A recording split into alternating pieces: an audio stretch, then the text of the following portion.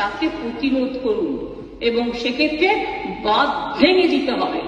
আর যারা কেউ কেউ বলছে বিহার দখল করব, উড়িষ্যা দখল করব, আমি বলি ভাই ভালো থাকবেন, সুস্থ থাকবেন, সুন্দর থাকবেন, কিন্তু এত বড় হিম্মত আপনাদের কেন কারো নেই যে বাংলা, বিহার, উড়িষ্যা সব নিয়ে নেবেন আর আমরা বসে বসে ললিপপ খাবো?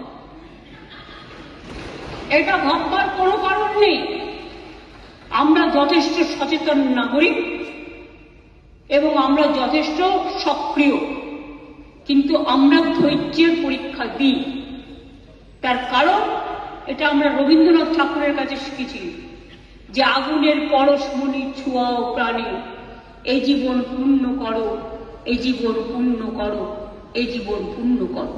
তাই আমি মনে করি ভারতবর্ষের অখণ্ড আমাদের সকলের অখণ্ড এবং আমরা সবাইকে রক্ষা করব।